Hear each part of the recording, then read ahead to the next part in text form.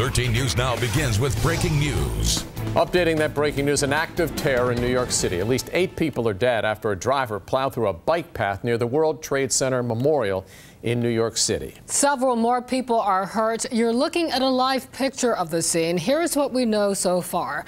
The driver was in a rented Home Depot truck.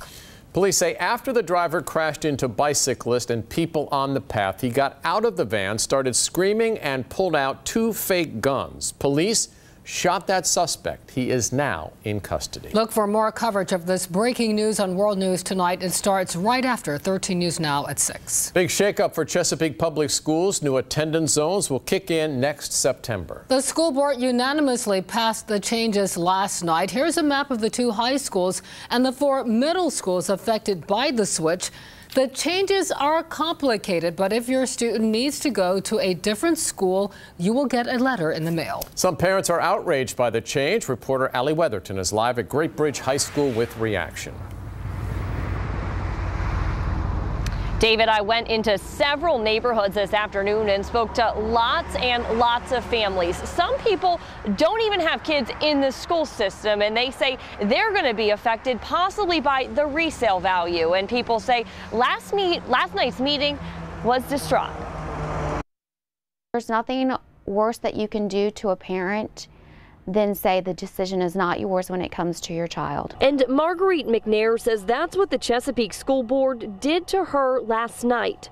Members unanimously voted to rezone 6 schools in the district. She would stay there, and all of her friends that got rezoned in our neighborhood go to Deep Creek Middle. Her 11-year-old daughter has autism, and McNair says 4 years ago the family moved so her daughter could attend a special program. It's a program she says is crucial to her child's learning. He sought out a school district where it had the lead program in each school system. But now the program is in limbo of moving, meaning her daughter isn't quite sure what school she'll attend next fall. They could move the program to Deep Creek Middle, or they could redo the numbers where the need is for the lead program, and it could be a school that's 10, 15 minutes away from us. And that means a change in routines and having to make new friends. I think she's going to regress.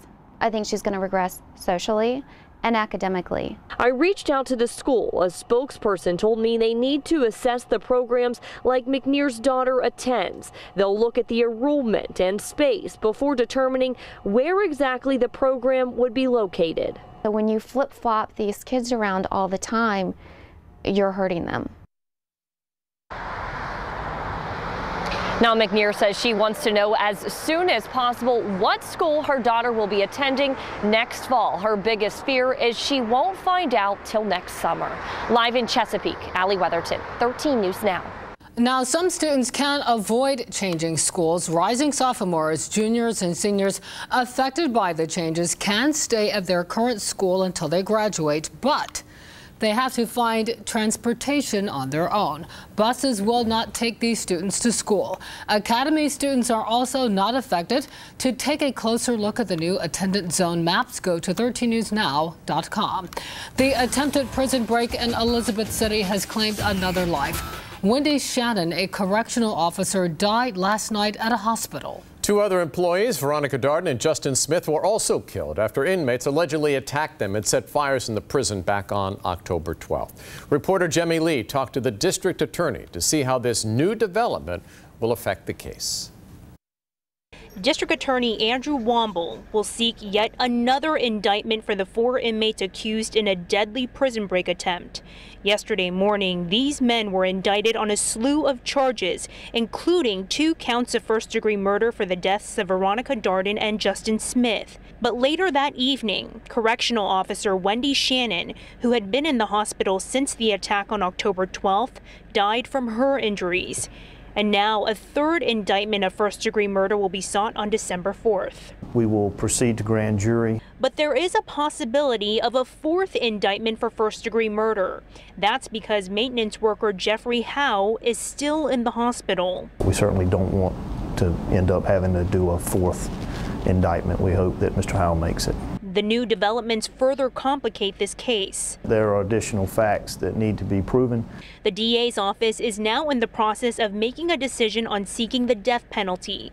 In the past 5 years as district attorney, Womble has only sought the death penalty once. We vet these cases and make sure that objective decisions are being made about how we treat these cases. In the meantime, investigators are still gathering evidence, and the DA's office will have to strategize before the case goes to trial.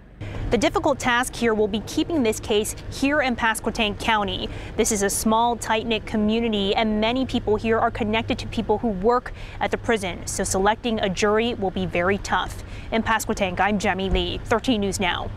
1 week to go until Election Day. That's when you'll pick Virginia's next governor. A Quinnipiac poll released today shows the Democrat Ralph Northam with 53% of the vote and Republican Ed Gillespie with 36%. A recent CNU poll shows Northam with a 7-point lead. Right now, it's nearly impossible to watch TV or listen to the radio without hearing a campaign ad for either Northam or Gillespie. Reporter Mike Gooding looked at the impact of those ads. Well, David, first we wanted to know if a campaign ad has influenced viewers' votes this election season. So go to 13newsnow.com/vote to answer. Today, I talked to an ODU expert who said, love them or hate them, negative ads are a reality. They tend to be a little bit more memorable. We tend to remember negative ads more than we do positive ads, right? In the Latino Victory Fund ad, minority children are frightened in a nightmare as they're chased by a pickup truck with a Confederate flag with an Ed Gillespie for Governor bumper sticker on the back. Meanwhile, the Gillespie campaign has been running a series of commercials that tie Democrat Ralph Northam to MS-13 gangs and to a sex offender. John Bowen had his rights restored 2 months after being found with one of the largest child pornography collections in Virginia's history. The ads themselves, you don't see a whole lot of positive ones anymore. They're primarily kind of negative mudslinging ads, and they're ratcheting up in this last week before the election. Old Dominion University political science assistant professor Ben Molesky says such ads are a fact of life. In some cases, they can mobilize the electorate, right, in your favor, right? If you put a negative ad out there that fears or frightens or brings up some controversial information, it can mobilize the electorate to come out against that candidate. But they're also a double-edged sword. You can, if you go negative, you could have the electorate come backlash against you.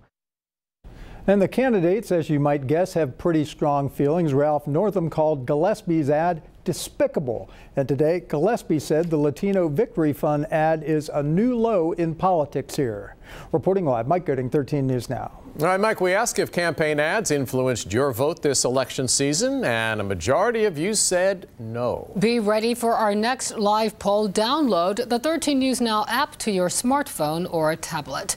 And on Election Day, be sure to watch 13 News Now at 11 for results and candidate reactions. We'll also bring you live analysis all night on Facebook. It starts on November 7th.